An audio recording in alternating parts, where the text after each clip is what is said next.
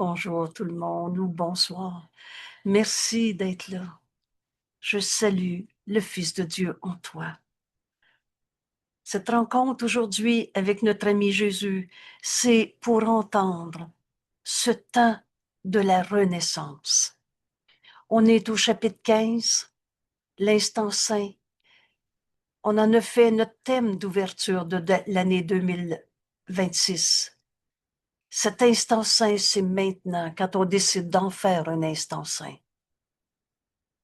Alors, on commence notre étude ensemble, ce rendez-vous avec Jésus, où il nous invite à la renaissance. Renaître au Christ en nous, le Saint Fils de Dieu que nous sommes, la seule partie de notre esprit qui est réelle en vérité, et le reste, c'est du rêve.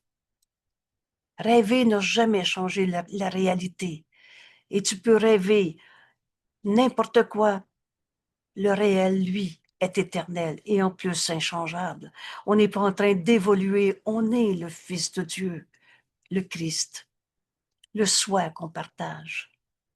Et c'est à cette renaissance que Jésus nous invite aujourd'hui, en apprenant à vivre l'instant saint.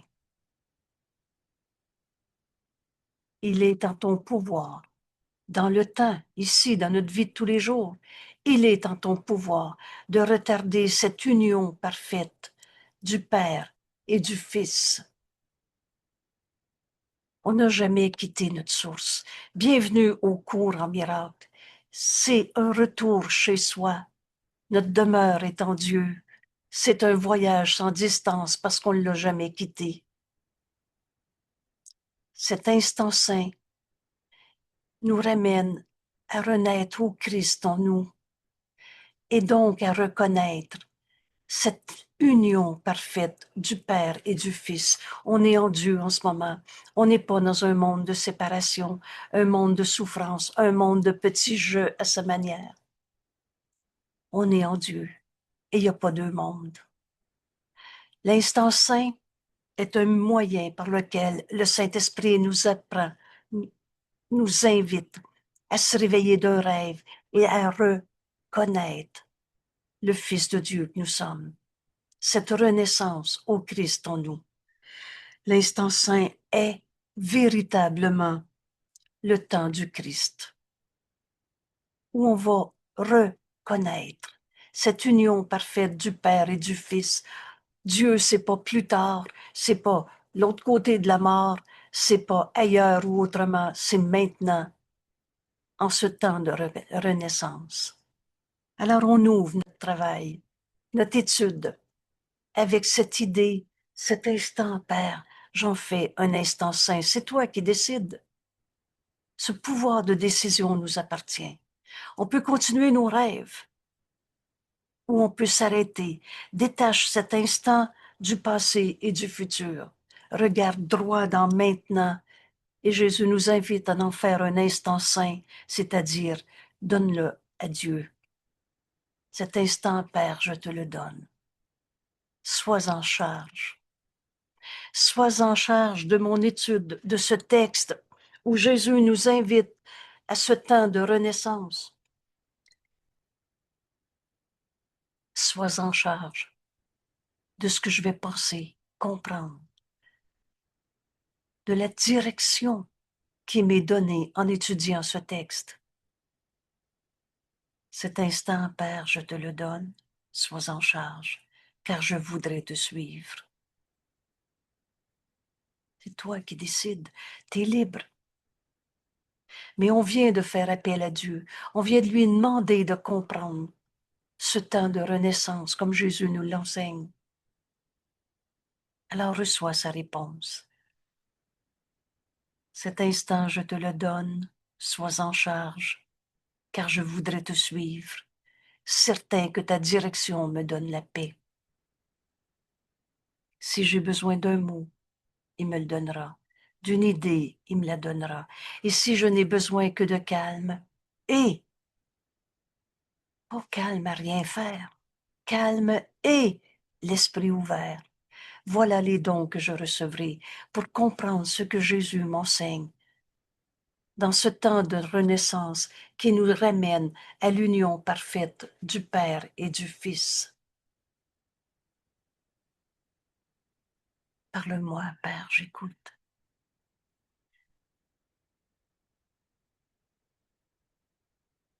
Laisse-moi te guider. Le cours, Jésus nous dit, ne prête pas à interprétation. Dans ce texte, vous allez trouver plusieurs révélations. Parfois, j'appelle ça une clé qui rouvre une porte. Cette porte est dans notre esprit. Enfin, on rouvre notre esprit pour apprendre ce que Jésus, avec tant d'amour, veut nous enseigner. Alors, bienvenue dans ce temps de renaissance. Gênez-vous pas pour poser des questions. Nous sommes dans l'enregistrement et après l'enregistrement, il y a aussi un temps, après ou avant, où on partage l'étude du texte. Mais c'est un cadeau ce soir. Vous savez, maintenant, c'est maintenant. C'est pas un jour on va y arriver. Maintenant, le temps de la renaissance, de cesser de retarder cette union parfaite du Père et du Fils, nous est enseigné maintenant. Il est en ton pouvoir de le retarder. Car il est vrai qu'en ce monde, l'attraction de la culpabilité se dresse entre le Père et le Fils. Vous savez, au ciel, il n'y a pas de culpabilité. En Dieu, il n'y a pas de coupable.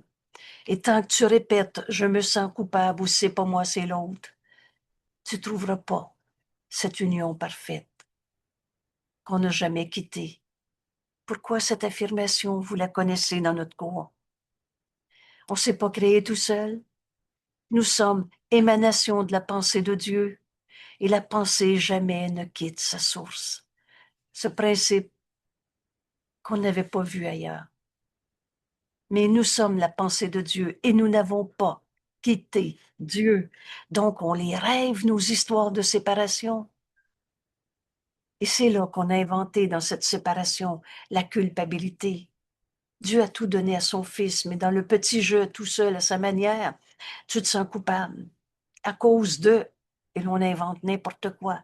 On les rêve, nos peurs, mais on les a pas créés. Dieu nous a créés, un avec lui-même. La vérité, c'est qu'on n'a jamais quitté Dieu. Mais dans ce monde, on a laissé l'attraction de la culpabilité occuper nos esprits et se dresser entre Dieu et toi. Ni le temps, ni les saisons ne signifient quoi que ce soit dans l'éternité. L'éternité, c'est depuis toujours et pour toujours la même vérité inchangeable telle que Dieu nous a créés. Or, ici, dans notre monde, c'est la fonction du Saint-Esprit d'utiliser toutes ces illusions qu'on s'est projetées, où on se pense séparé de l'unité, de ce qui est éternellement vrai.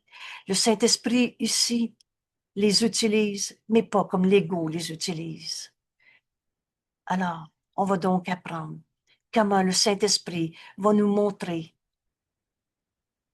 la pensée vraie qui remplace la pensée fausse dans tout ce qu'on s'est projeté, où on a trouvé le bien et le mal, le coupable, la petitesse, la souffrance, la maladie. Voici la saison où tu célèbres ma naissance dans le monde. Alors, c'est Noël. On a situé à Noël la naissance de Jésus dans ce monde. Et faites-vous-en pas, quand on a compris ce cours, Noël, c'est tout le temps, maintenant, à chaque instant où on en fait un instant saint. Mais revenons à cette euh, célébration de l'arrivée de la lumière dans le monde. Jésus, arrivé sur la terre il y a 2000 ans, qui a été repéré par les bergers dans la crèche. Alors célébrons maintenant la naissance de Jésus dans le monde. Or, Jésus nous dit, tu ne sais pas comment faire. Donc, on va l'apprendre maintenant. Laisse le Saint-Esprit t'enseigner la naissance du Christ en ce monde. Laisse-le t'enseigner et, alors, je le répète encore, parce qu'un jour, on ne passera plus jamais à côté. Dans ce cours, j'aime dire, le ETE est un des mots importants. Parce que non seulement on va laisser le Saint-Esprit nous enseigner ce qu'est la naissance du Christ dans le monde, mais on va aussi laisser Jésus qui nous dit, laisse-moi célébrer ta naissance par le Saint-Esprit qui va t'enseigner ce texte. Alors non seulement Noël devient la commémoration, la célébration de Jésus qui est venu dans ce monde, mais maintenant on comprend que c'est notre renaissance au Christ en nous. Dans le texte sur Noël, Jésus nous dit l'étoile, donc l'étoile qui enseigne aux bergers où trouver Jésus.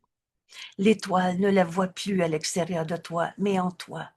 Et tu vas reconnaître le Christ en toi. Voilà la célébration de Noël, compris maintenant comme Jésus nous l'enseigne dans notre cours en miracle. Et rappelez-vous que les miracles sont toujours là. Laisse le Saint-Esprit t'enseigner et laisse-moi, nous dit Jésus, célébrer ta naissance par le Saint-Esprit qui va t'enseigner. Alors, comment Jésus nous enseigne à reconnaître notre naissance au Christ, notre renaissance au Christ. Le seul don que je puisse accepter de toi, c'est le don que je t'ai fait. Alors, vous savez, on n'a pas payé pour le don que Dieu nous a donné. On n'a pas payé Jésus pour l'enseignement qu'il nous donne. Le seul don que je puisse accepter de toi, ce ne sera pas l'or, l'encens et la myrrhe, comme ce qu'on a vu il y a 2000 ans. Le seul don, c'est le don que je t'ai fait. Et quel don Jésus nous a fait. Il nous a vus, Saint Fils de Dieu. Reconnaissez cette phrase. Tu es tel que Dieu t'a créé. Il nous a donné de voir notre sainteté. Saint Fils de Dieu, comme Dieu nous a créés. Alors, si on est Saint Fils de Dieu, on ne peut pas être un coupable, sainteté et culpabilité. Alors, le don que Jésus nous a fait, c'est mettre fin à la croyance dans la culpabilité, le péché, le mal, le démon qui attaque, les vieux démons et tout le reste. Fin à cette folle et minuscule idée de séparation. Le Saint Fils de Dieu peut enfin retrouver le Christ, le Fils de Dieu, le soi qu'on partage et qui n'a jamais quitté sa source, qui va nous ramener dans cette union parfaite du Père et du Fils. Oh, c'est pas l'ego qui va retrouver Dieu. On s'en est fabriqué de tout genre. Mais c'est pas Dieu. Dans notre cours, on l'écrit, le Dieu avec le petit D. Quel est le don que Jésus nous a fait? Il nous a appelés frères. Il nous a dit, ton esprit est pareil au mien, le mien est pareil au tien. Mais pour que tu puisses réaliser que c'est vrai, tu dois prendre la même décision que j'ai prise. Quelle est cette décision que Jésus a prise? Mettre fin à l'idée du coupable, mettre fin à la condamnation. Il est venu apporter le salut au monde. Le salut veut dire retrouver notre unité et donc défaire ce qui semblait nous séparer. Il est venu apporter ce pardon qui défait ce qui n'a jamais été, parce que le pardon nous ramène à notre unité. On pardonne que des illusions. Qu'est-ce qui va rester? Le réel qui est éternel, le Saint Fils de Dieu que nous sommes, le Christ, le soi que nous partageons. Alors, maintenant, en ce temps de renaissance, en cette célébration de l'arrivée de la lumière dans le monde par Jésus, qui est venu apporter cette lumière au monde et qui nous dit, tu es sa terre, pour apporter cette lumière au monde par le pardon. La lumière, c'est Dieu. Et célébrer ta naissance, c'est célébrer le Fils de Dieu en nous, le Christ, le soi qu'on partage. Alors Jésus nous dit, laisse le Saint-Esprit t'enseigner et laisse-moi célébrer ta naissance par le Saint-Esprit dans ton esprit. Le seul don que je puisse accepter, c'est le don que je t'ai fait. Délivre-moi, nous dit Jésus. Libère-moi de tout ce que tu pensais que j'ai été. Vous savez, quand il nous a écrit, d'amères idoles ont été faites de moi. Délivre-moi.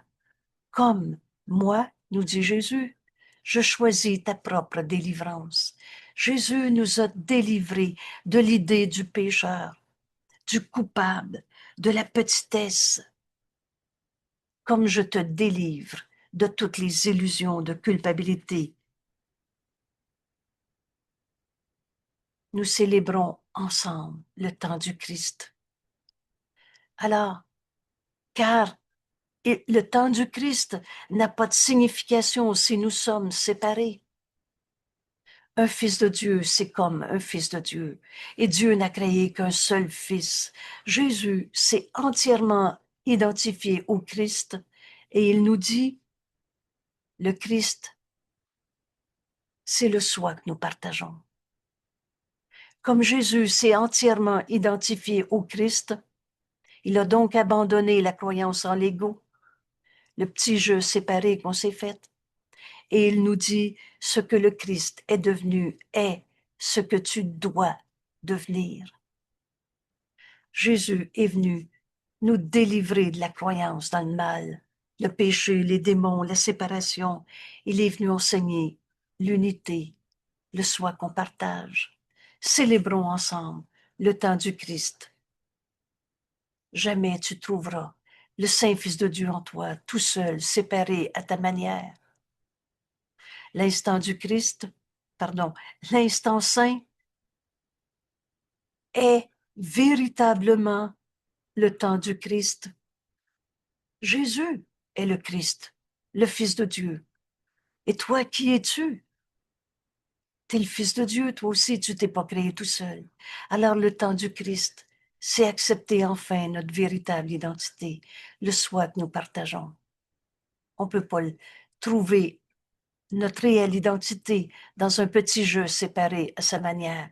Vous savez, quand Jésus nous dit secours en miracle, et les miracles sont toujours là, il s'apprend en le partageant, en s'unissant.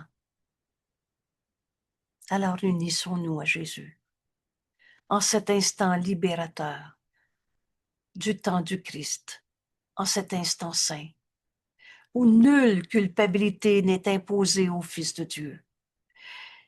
Il n'y a plus personne que tu vas trouver coupable. Et rappelle-toi, être prêt à vivre cet instant saint, à accepter le Christ en nous, comme Jésus nous l'enseigne et nous invite à célébrer le temps du Christ avec lui maintenant. C'est pas de dire, il n'y aura plus jamais d'illusion dans ma vie. On vit dans un monde d'illusions. C'est même pas de dire, je me tromperai plus jamais ou j'en condamnerai plus jamais personne, mais c'est de dire que je ne veux plus en condamner un. Cet instant libérateur, c'est maintenant. Et s'il te reste une seule personne que tu gardes secrètement condamnée, cachée en arrière de ta tête, ou non, c'est tout pardonné ça, mais on n'en parle plus. Et c'est ça qu'il faut. Tout ce qui nous est demandé, être prêt à vivre le temps du Christ, cet instant saint comme Jésus nous l'enseigne. C'est pas de dire je me tromperai plus jamais dans ma vie. Jésus nous dit même, si tu penses que tu fais pas d'erreur, tu fais l'erreur de penser ça. Mais c'est de dire en cet instant, il n'y en a plus un seul que je veux encore condamner. Et la force du pardon est son honnêteté. Alors en cet instant libérateur, où Jésus nous invite au temps du Christ, à cette renaissance en nous. Nulle culpabilité n'est imposée au Fils de Dieu et sa puissance illimitée lui est rendue. Rappelez-vous, dans le texte du chapitre 15, l'instant saint, à la section 6, l'instant saint et les lois de Dieu, paragraphe 3, la sainteté est pouvoir. Et tout pouvoir a été donné au Fils de Dieu. Dieu s'est donné lui-même à son Fils, le Christ, le soi qu'on partage. Alors la puissance illimitée de l'acceptation en cet instant saint, de suivre le chemin que Jésus nous enseigne, cette délivrance de tous nos frères, de toutes les formes de jugement, de condamnation. Ils sont tous faux. Dieu n'a jamais condamné. Le seul don que Jésus nous demande pour vivre le temps du Christ maintenant, c'est délivre tes frères de tout ce que tu pensais qu'ils étaient. Choisis de voir leur sainteté. Et c'est le texte qui a précédé. Voulez-vous, avant d'aller plus loin, pour comprendre l'évidence, parce que ce cours, c'est juste de l'évidence, nous dit Jésus. On prend ici un instant, maintenant. On en fait un instant saint. Alors détache cet instant du passé ou du futur. Regarde droit dans le présent et décide que tu veux faire de cet instant un instant saint, comme Jésus nous l'enseigne. Cet instant, Père, je te le donne. On vient de faire appel à Dieu. Et nul appel à Dieu ne peut rester sans réponse. Et la réponse que tu vas avoir est celle que tu veux réellement. Alors cet instant, Père, je te le donne. Guide-moi. Sois en charge de cet enseignement où Jésus m'invite à la renaissance, au temps du Christ, qu'on célèbre ensemble. Si j'ai besoin d'un mot, il me le donnera. Si je n'ai besoin que de calme et d'un esprit ouvert, voilà les dons que je recevrai.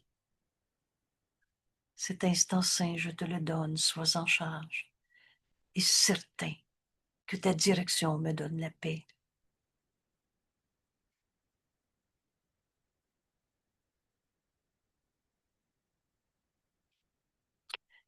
Un jour, le Saint-Esprit m'a dit en des mots, vous savez, il nous parle en des mots qui sont les nôtres et qu'on va comprendre. Et je m'étais exclamée, mais c'est simple notre cours en miracle. On a juste besoin de plus jamais vouloir condamner personne et tout le reste nous est donné. Et la puissance du Fils de Dieu, du Christ, est enfin rendue au Saint-Fils de Dieu que nous sommes. Quel autre don peux-tu m'offrir, nous dit Jésus, quand je choisis de t'offrir seulement ça, la fin de la croyance dans le péché, la culpabilité, la fin des illusions. Et me voir, c'est me voir en chacun. Puisque le Christ, c'est le Fils de Dieu, le soi qu'on partage. On n'est pas des petits morceaux de la pensée de Dieu, chacun dans son monde, chacun prisonnier d'un corps, chacun dans ses croyances. La pensée de Dieu, elle est une. Elle n'est pas tout divisé en morceaux. On est un seul soi, S majuscule. Alors Jésus nous dit, me voir, donc, c'est me voir en chacun. Et par conséquent, offrir à chacun le don que tu m'offres. Est-ce que c'est difficile de reconnaître en Jésus le Saint Fils de Dieu, à qui Dieu a tout donné, le Christ? Alors c'est la même chose en ton frère. Reviens à ces grands rayons. Cet instant saint, je te le donne, Père.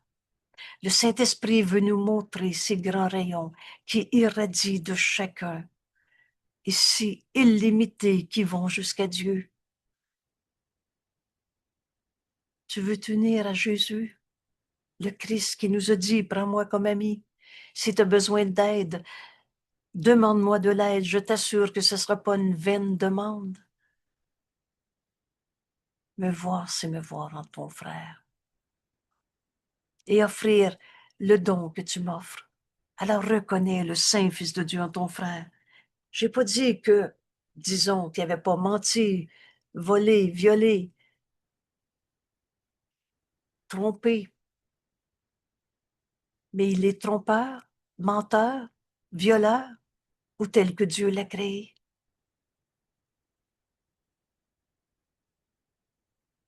C'est une belle question. Jésus nous explique Me voir, c'est me voir en chacun. C'est offrir à chacun le don que tu m'offres. Et il nous dit, je suis aussi incapable que Dieu de recevoir des sacrifices. Alors, dans notre compréhension de cette renaissance en nous, au Christ en nous, on a besoin d'apprendre un autre concept dans notre cours, le sacrifice, comme Jésus nous l'enseigne. Et le Saint-Esprit enseigne par le contraste. On va voir toutes ces espèces de sacrifices qu'on a inventés, projetés dans nos vies. Et maintenant, on veut revoir ces notions de sacrifice, mais comme Jésus nous les enseigne. Il nous dit, chaque sacrifice que tu demandes de toi, tu le demandes de moi. Apprends maintenant que toute espèce de sacrifice n'est qu'une limite imposée à l'acte de donner. L'amour donne. Donne et ne reprend pas. Le sacrifice, c'est que tu décides qu'il y en a un qui est le coupable, qui te demande de sacrifier. Alors c'est une limite à l'amour, c'est pas de l'amour. Et par cette limitation, par les sacrifices, tu as limité ton acceptation du don que je t'offre. Jamais Jésus nous a demandé de se sacrifier pour devenir le Fils de Dieu que nous sommes. Nous qui ne faisons qu'un, ne pouvons pas donner séparément ou différemment. Si tu donnes à travers le sacrifice, c'est pas de l'amour, c'est une barrière à l'amour. Et quand tu es désireux d'accepter notre relation pour réelle, ici, pose-toi la question. Veux-tu t'unir à Jésus?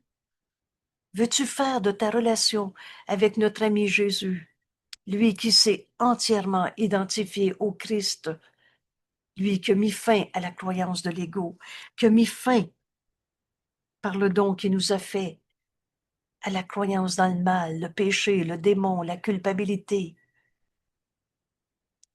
Quand tu es désireux d'accepter notre relation pour réelle, alors la culpabilité n'exerce plus d'attraction sur toi.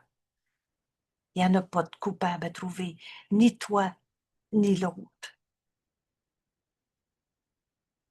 Car dans notre union réelle, comme Dieu nous a créés, car dans notre union, tu acceptes tous nos frères. Un frère, c'est tous les frères.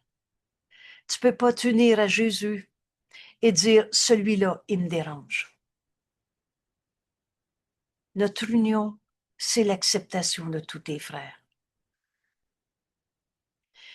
Parfois, j'écris dans marge, clé, comme une clé qui rouvre la porte. La porte est dans nos esprits, qui étaient refermés sur nos pensées fausses, repliés sur soi-même, sur nos sortes de religions, nos sortes de psychologie.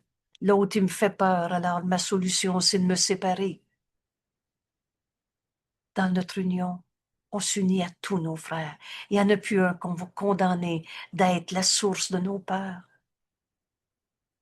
Il y a une autre manière de voir ça. Alors, accepte ta relation réelle avec Jésus. La culpabilité n'aura plus de place dans ton esprit. Et accepter ton union avec Jésus, c'est accepter tous nos frères. Le don de l'union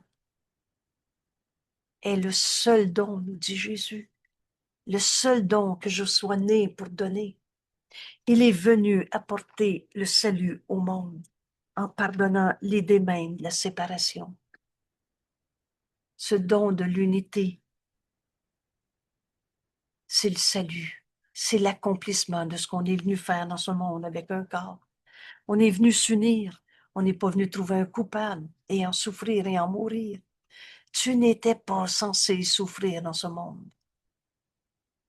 Ou encore, le texte de la page 30. Je ne suis ici que pour aider véritablement. Alors Jésus nous dit, donne-moi le don d'union que je te donne. Donne-le-moi. Il nous invite de tout son amour à nous unir à lui. Alors donne-lui le don qu'il vient nous offrir. afin que tu puisses la voir. Le Saint-Fils de Dieu sait que c'est en donnant qu'on reçoit. Ô l'ego, menteur et trompeur, dit, si tu le donnes, tu ne l'as plus. Donne-le, afin que tu puisses la voir. Le temps du Christ est le temps désigné pour le don de la liberté offert à chacun. Et en l'acceptant, tu l'offres à chacun. Le temps du Christ est le temps désigné pour libérer tes frères de tout ce que tu pensais qu'il était. Je te donne au Saint-Esprit, je connais que tu seras délivré de toutes les pensées fausses que j'ai eues de toi, pour toi, par toi, comme toi. Le don de la liberté libère ton frère de toutes les images d'ego qu'on s'est faites et offre à chacun sans exception. En acceptant le temps du Christ, en l'acceptant, excusez-moi, en acceptant le don que Jésus nous fait de s'unir à nous, en l'acceptant, tu l'offres à chacun. Il est en ton pouvoir de rendre cette saison sainte. Alors, rendre cette saison sainte, rendre cette renaissance sainte, ça veut dire qu'il n'y a pas de coupable. Sainteté et culpabilité, ça ne sera jamais compatible. Car il est en ton pouvoir de faire en sorte que le temps du Christ soit maintenant. Voilà l'invitation de Jésus. Fais de maintenant un instant saint. Fais de maintenant cette renaissance au Christ en toi. Fais de maintenant le temps du Christ.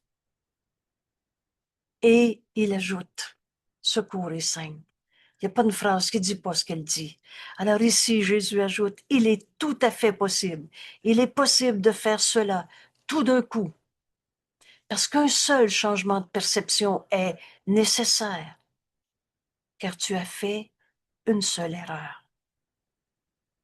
Alors là, on veut connaître, mais comment tout d'un coup je peux accepter le Christ en moi?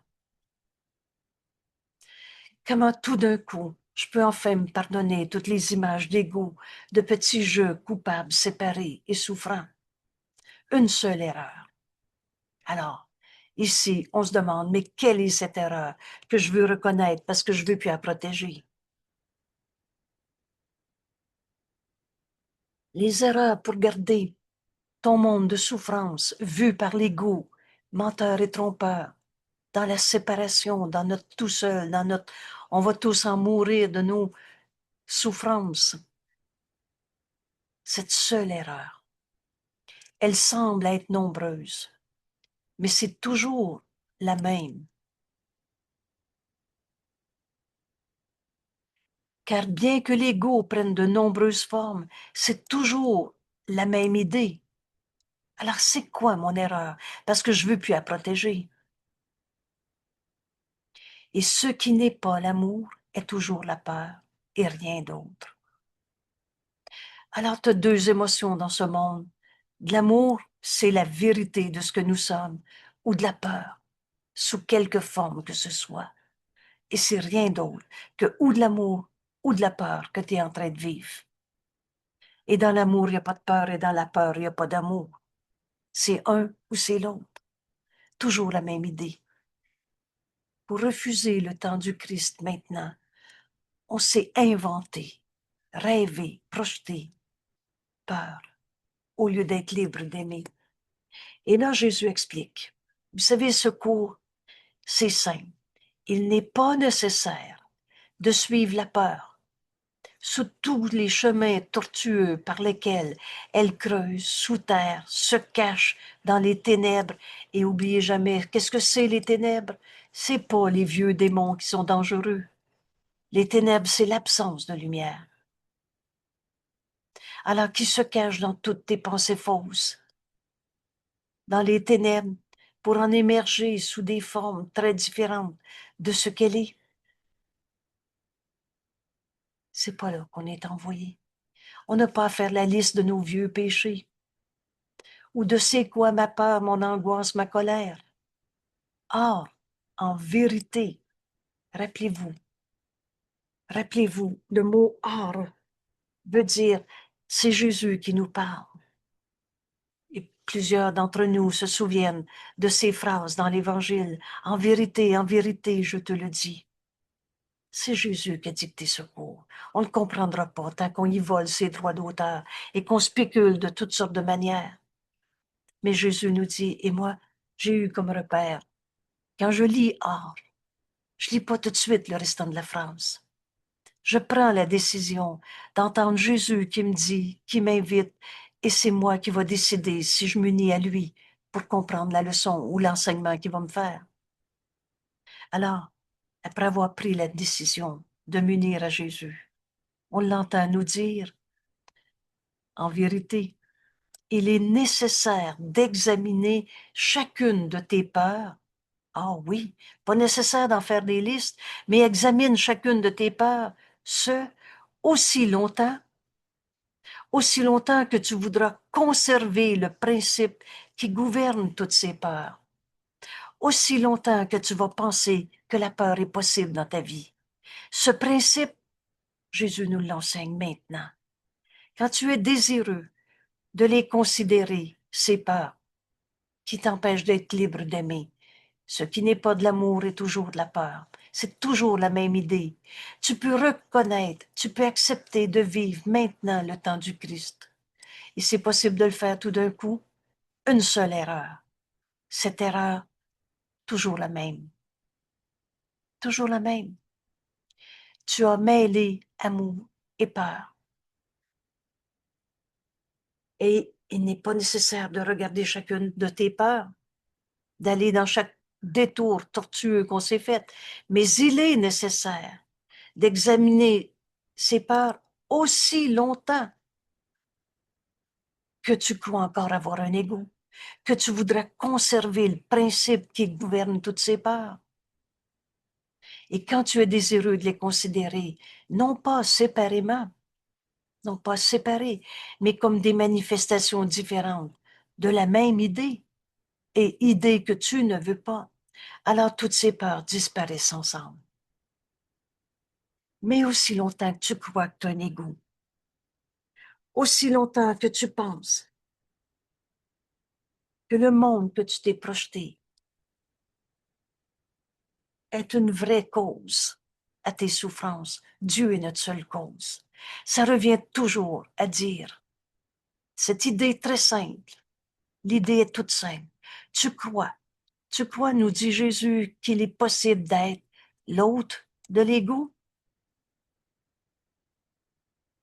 ou l'otage de Dieu? Parce que si tu arrêtes d'inviter d'inviter l'ego dans ta vie, tu vas penser que là, tu vas être sous la domination de Dieu et qu'il va te demander des sacrifices et que tu vas perdre tout ce que tu as développé comme fierté d'ego, possession d'ego. Tu vas penser que tu vas être l'otage de Dieu.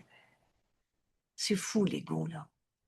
C'est le choix que tu penses avoir et la décision que tu crois devoir prendre.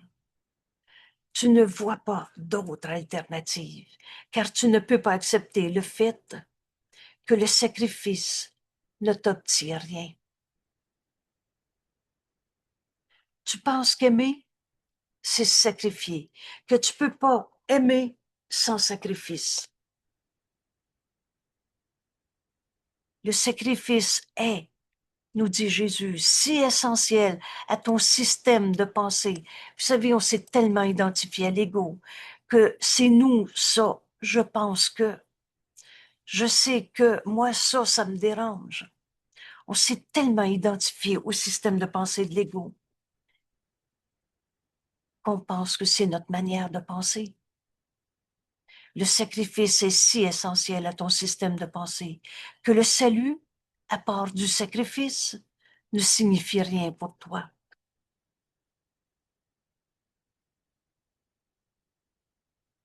Et la confusion que tu fais entre le sacrifice et l'amour, Jésus nous dit, est si profonde que tu ne peux concevoir l'amour sans sacrifice. Et c'est cela que tu dois regarder.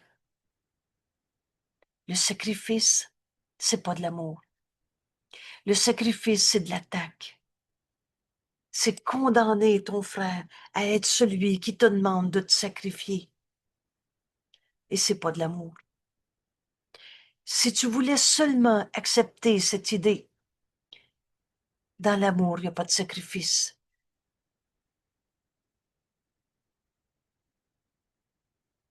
Si seulement tu voulais accepter cette seule idée, ta peur de l'amour disparaîtrait.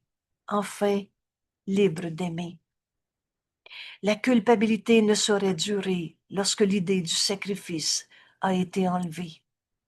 C'est grand, là.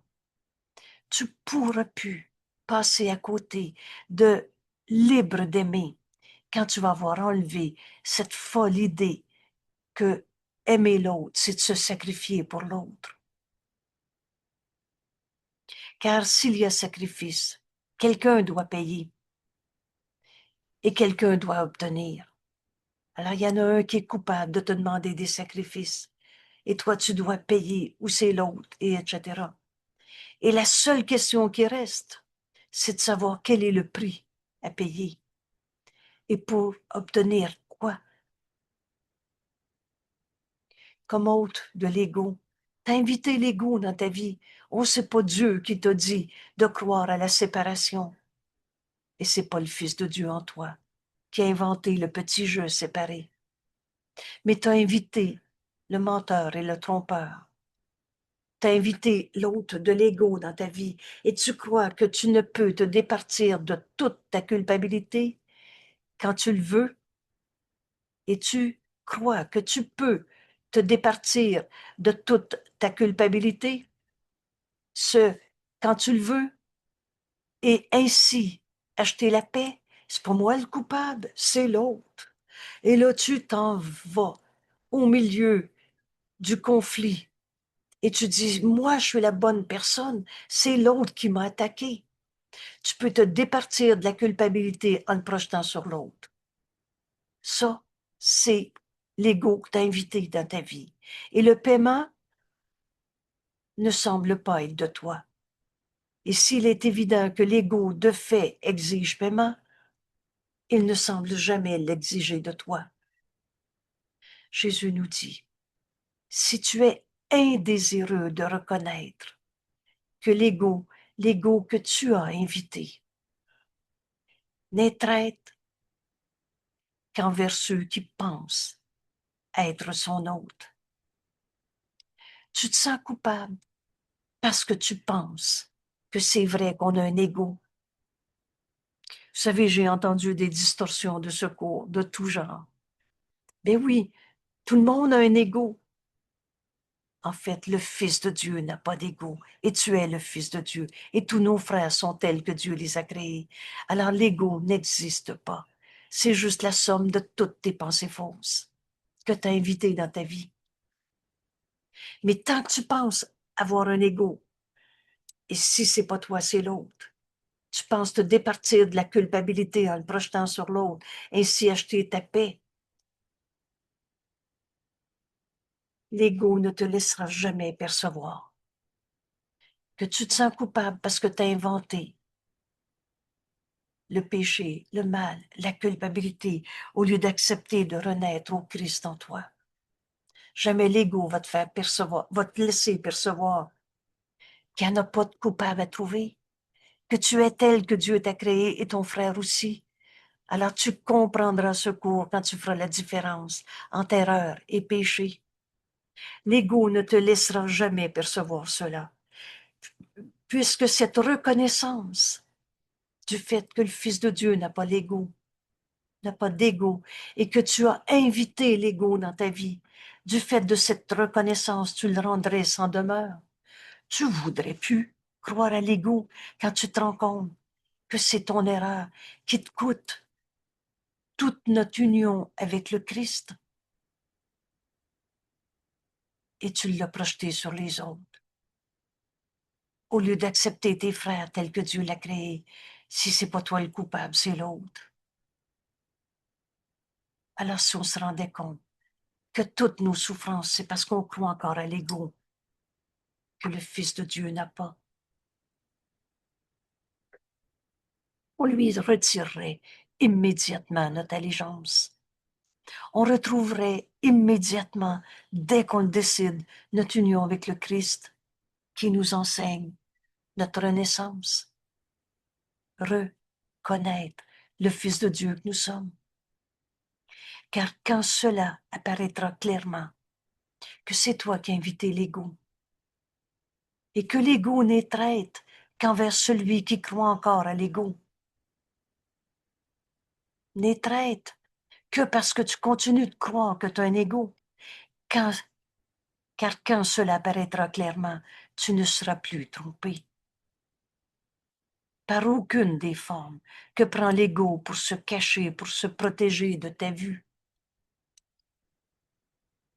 Et chaque forme sera reconnue comme étant qu'une couverture, qu'une cachette, toujours de la même idée qui se cache derrière elle. Cette idée est exprimée en des mots très simples. T'es le Fils de Dieu ou t'as un ego? Excusez-moi, je recherche la phrase. Ici, l'idée est toute simple. Tu crois qu'il est possible d'être l'hôte de l'ego? Ou alors le seul choix qui te reste, c'est de te soumettre à un Dieu punisseur, de devenir l'otage de Dieu, et il va te demander des sacrifices, et tu vas perdre tout ce que tu as essayé de gagner en travaillant très fort pour te développer une personnalité, des possessions, tout ce que l'ego veut. Alors pose-toi maintenant la question. Je veux-tu garder l'ego comme hôte? Je vais mieux dire ma phrase. Est-ce que tu veux continuer d'inviter l'ego dans ta vie? De te reconnaître l'hôte de l'ego, ce qui est vrai en toi, c'est l'ego. Et ainsi de continuer ta part de Dieu, parce que là, si tu choisis le Fils de Dieu, tu vas devenir l'otage de Dieu. C'est fou, l'ego. C'est vraiment fou. Mais rappelle-toi que tu continues de croire à l'ego parce que tu es indésireux de reconnaître que l'ego que tu as invité, n'est traître, ne fait souffrir que parce que tu continues d'y croire, qu'envers ceux qui pensent être son hôte.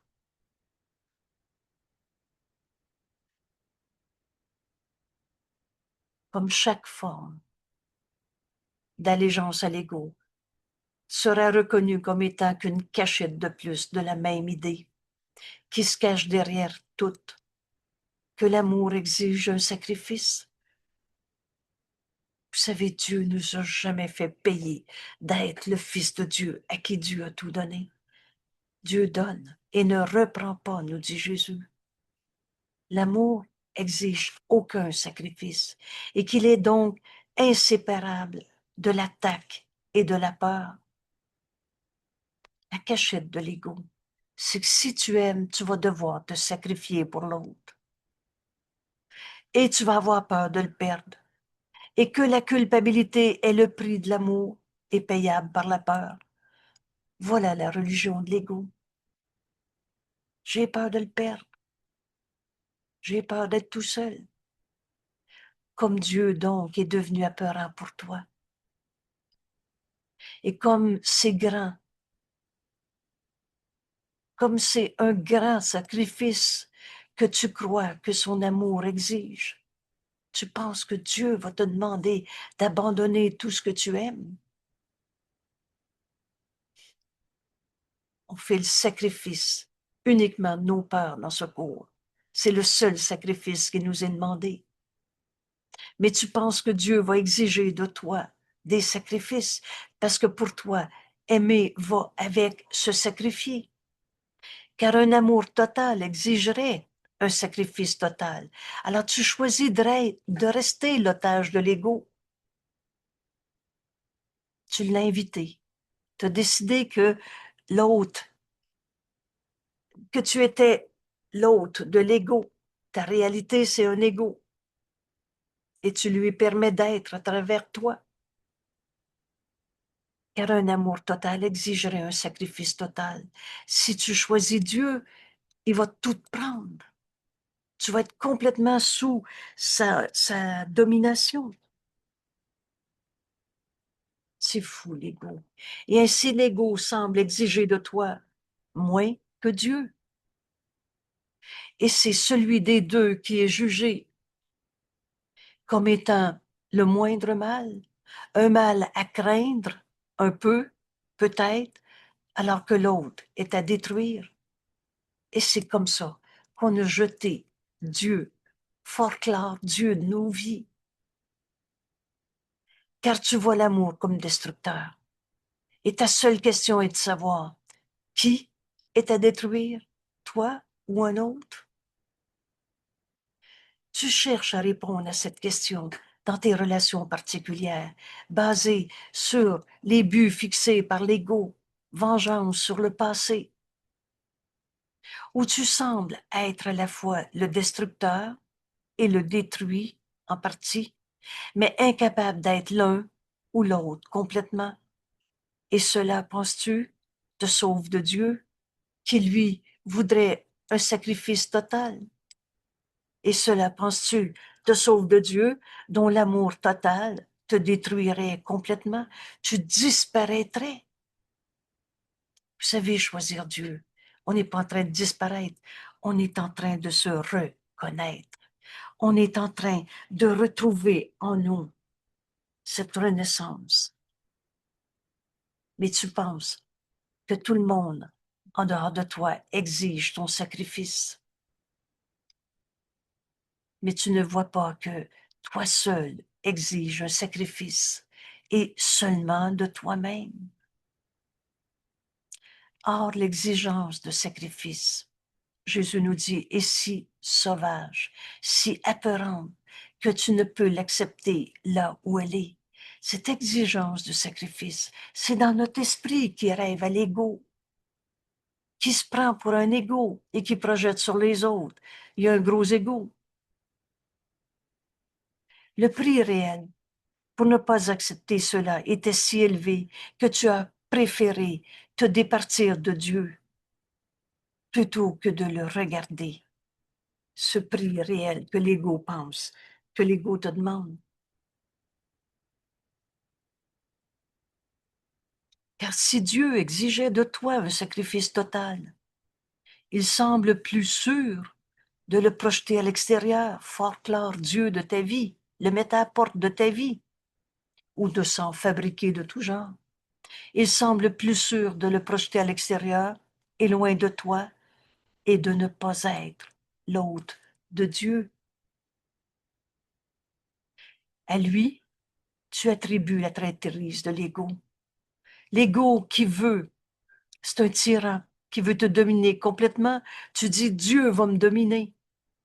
À Dieu, à lui, tu attribues la traîtrise de l'ego que tu as invité à prendre sa place pour te protéger de Dieu. C'est fou, hein? Tout est sans dessus, dessous. Et tu ne connais pas que c'est ce que tu as invité. Tu as invité l'ego dans ta vie.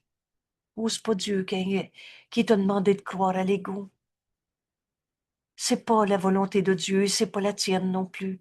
Mais tu t'es trompé. Tu ne reconnais pas que c'est ce que tu as invité qui voudrait te détruire et qui, en effet, exige de toi un sacrifice total. L'ego se prend pour toi. Oui, Jeanne, t'as levé la main. Angèle, c'est tout ça, là, tout ça que j'ai cru dans ma vie, là.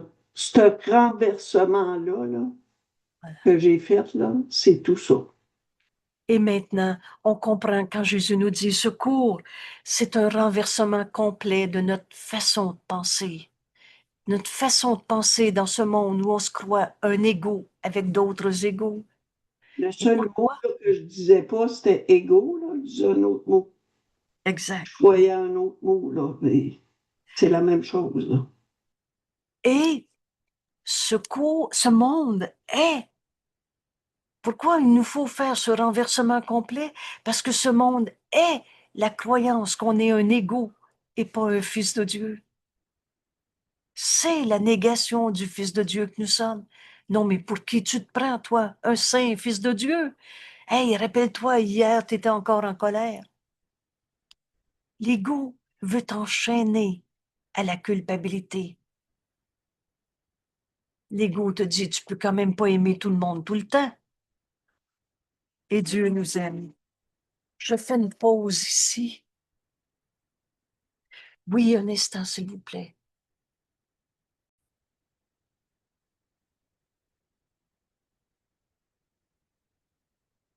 Oui, navré pour la petite pause.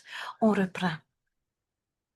Car tu vois l'amour comme destructeur, l'ego menteur et trompeur. Tu as attribué à Dieu ce que tu vois de l'ego. Et ta seule question est de savoir qui est à détruire, toi ou un autre. En fait, tu cherches à répondre à cette question dans toutes tes relations particulières où tu sembles être à la fois le destructeur et le détruit en partie, mais incapable d'être l'un ou l'autre complètement. Et cela, tu penses, te sauve de Dieu, dont l'amour total te détruirait complètement. Tu penses que tout le monde exige de toi des sacrifices, mais tu ne vois pas que toi seul exige un sacrifice et seulement de toi-même. Or, l'exigence de sacrifice est si sauvage, si apeurante, que tu ne peux l'accepter là où elle est. C'est dans notre esprit qu'a inventé l'ego. Dieu n'a pas créé l'ego. L'ego, c'est pas toi. Depuis la leçon 25, retrouvez cette évidence. Dieu n'a pas fait l'ego et l'ego, c'est pas toi. Le prix réel pour ne pas accepter cela était si élevé que tu as préféré te départir de Dieu plutôt que de regarder ton erreur là où elle est. C'est toi qui exiges en invitant l'ego dans ta vie, en mettant ton esprit sous l'égide de l'ego, un tyran. C'est toi qui exiges le sacrifice de toute la grandeur du Fils de Dieu que tu es. Car si Dieu exigeait de toi un sacrifice total, il te semblerait plus sûr de rejeter Dieu, de le projeter à l'extérieur et loin de toi, et de ne pas être l'autre de Dieu. À lui, tu attribuas la traîtrise de l'ego, que tu invitas à prendre sa place pour te protéger de Dieu. Et tu ne reconnais pas que c'est celui que t'a invité dans ta vie qui voudrait te détruire et qui en effet exige de toi un sacrifice total. Ce sauvage invité t'a invité l'ego. Aucun sacrifice partiel ne l'apaisera, car c'est un envahisseur qui n'offre la bonté qu'en apparence. Oh, se donne belle figure l'ego, et toujours pour rendre le sacrifice complet. Tu ne réussiras pas à être l'otage partiel de l'ego. Oui, oui, on est un fils de Dieu et on a un ego. Tu ne réussiras pas à sauver une pensée dans ton système de pensée de l'ego, car il ne respecte aucun marché et il ne te laisserait rien. Une pensée, quand Jésus nous dit, fais pas un pas dans le système de pensée de l'ego, l'autre va suivre. Et tu t'en rendras pas compte. Tu ne peux pas non plus être son hôte partiel. Tu peux pas être un peu un fils de Dieu et un peu un égo. Tu peux pas sauver une seule de tes illusions. Tu dis, oui, mais ça, moi, c'est comme ça dans ma vie.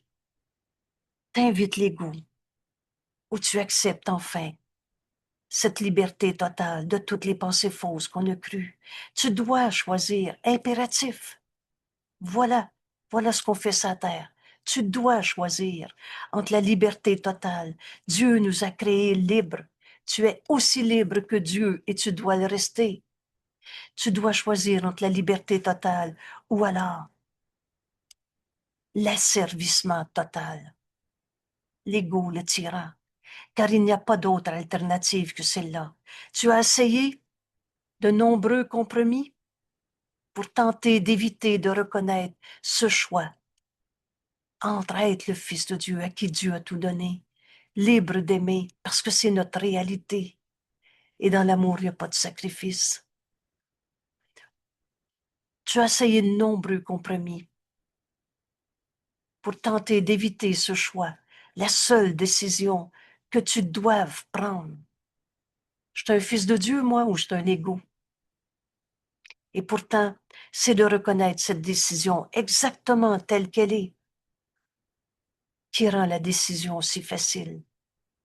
Je suis un fils de Dieu ou je suis un égo? Le salut est simple. Le salut, c'est retrouver notre unité. Le Fils de Dieu est un seul soi, le Christ, le soi qu'on partage. Le salut est simple, étant de Dieu. La vérité, elle est une. C'est simple. Le salut, c'est retrouver cette unité. C'est simple. Ce qui est compliqué, c'est tous les compromis de l'ego, les mensonges, les cachettes de l'ego, les tromperies de soi. C'est l'invité, menteur et trompeur, qu'on a invité en se prenant pour un égo. Le salut est simple, étant de Dieu, et par conséquent très facile à comprendre. Oh, c'est très simple, écoutez le Saint-Esprit. C'est très simple. La vérité est simple. Un mot et tu as compris. N'essaie pas de projeter au loin et de le voir à l'extérieur de toi. Le salut est simple. N'essaie pas de le projeter loin. Un jour, on va y arriver. Un jour, peut-être, je vais être un fils de Dieu. En attendant, je suis un égo qui souffre. N'essaie pas de projeter le salut loin et de le voir à l'extérieur de toi. En toi, nous dit Jésus, en toi, tel que Dieu t'a créé. C'est ce temps de renaissance au Christ en nous qui nous est enseigné aujourd'hui. En toi sont à la fois la question et la réponse, c'est-à-dire l'exigence du sacrifice. L'ego, le menteur, trompeur, veut que tu sacrifies la sainteté du Fils de Dieu en toi et a inventé la culpabilité. En toi est l'exigence du sacrifice ou alors la paix de Dieu. Et tu peux pas choisir les deux, ou tous ces nombreux compromis t'assailler, ou bien c'est liberté totale, ou bien asservissement total, ou tu es un fils de Dieu à qui Dieu a tout donné, libre d'aimer, ou alors tu es un fils de Dieu dans le marchandage, dans tous les compromis qu'on a fait, ou alors, excusez-moi, tu es un égo dans tout ce marchandage. Retrouver cette renaissance au Christ en nous, le Fils de Dieu, le soi que nous sommes. C'est simple. En fait, c'est la question. Veux-tu encore croire à l'ego? Parce que rappelle-toi, l'ego est traître uniquement parce que tu y crois encore. Tu es indésireux de reconnaître que l'ego que tu as invité, n'est traître qu'envers ceux qui pensent être un ego, être l'hôte de l'ego. Alors ce choix est très simple. Je suis un fils de Dieu ou je suis un égo?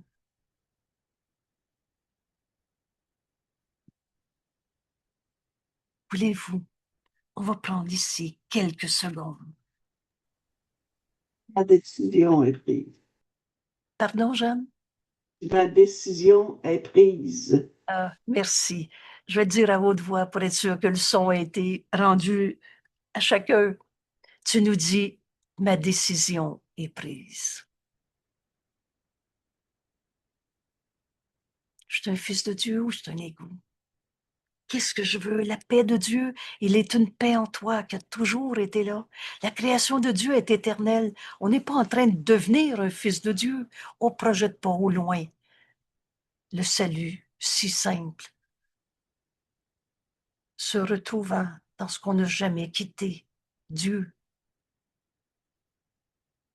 Ou encore, n'essaie pas de le voir à l'extérieur de toi. C'est en toi la question. Je veux encore croire à l'ego, il est traître juste envers ceux qui croient encore à l'ego. Ou tu acceptes la paix de Dieu. Il est une paix en toi, que rien en ce monde ne peut attaquer, nous enseigne Jésus. Cet instant, Père, je te le donne. Sois en charge, car je voudrais te suivre, certain que ta décision me donne la paix. Aujourd'hui, Jésus nous enseigne cette renaissance, cette union parfaite du Père et du Fils. On en a fini de rêver de péché, de culpabilité, de l'ego qui se cache sous toutes sortes de formes. Laisse le Saint-Esprit t'enseigner et unissons-nous à notre ami Jésus qui nous dit « Laisse-moi célébrer ta naissance,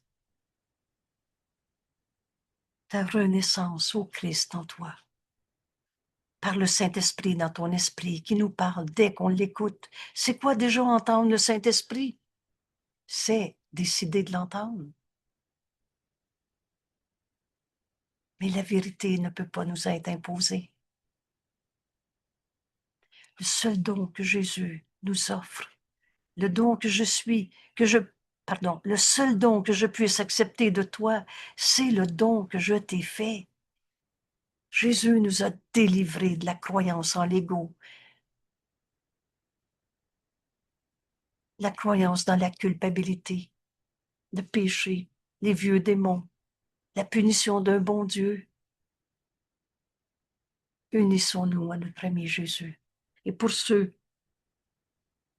qui ne conçoivent pas encore qu'on peut être libre de toute souffrance dans ce monde, va voir le message de la crucifixion et tu comprendras que c'est pas un Dieu qui a demandé à son Fils d'aller souffrir pour le péché des autres, mais bien la fin de notre croyance dans le péché, c'est-à-dire la fin de notre croyance dans il y a un coupable qui peut m'attaquer.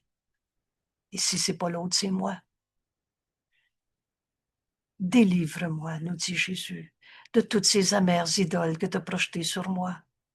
Délivre-moi comme moi je choisis ta propre délivrance. Jésus voit en nous le Saint Fils de Dieu.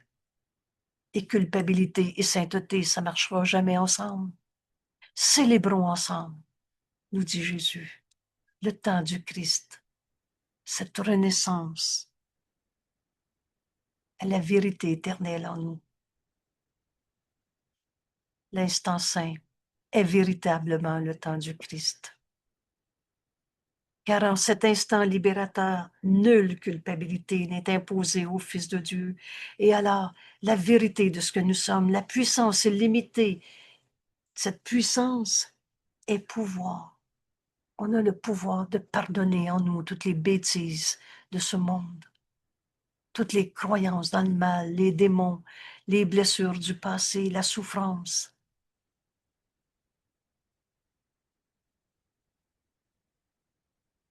Et la puissance illimitée du Fils de Dieu nous est rendue en ce temps du Christ.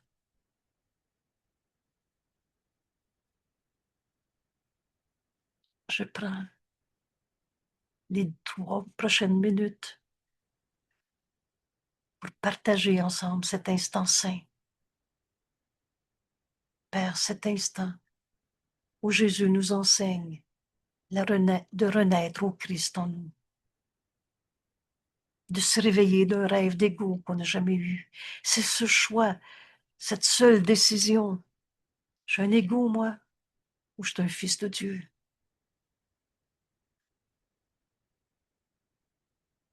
Cet instant, Père, je te le donne, sois en charge, car je voudrais te suivre. Et certain que ta direction me donne la paix.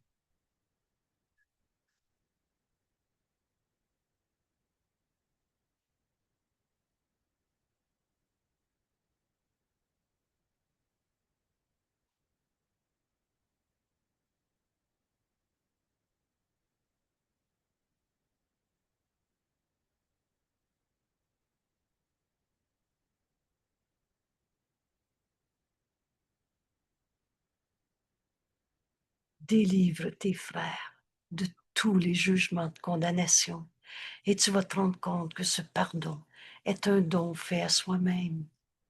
Tu vas donc reconnaître le Christ en toi, lui qui n'a jamais condamné.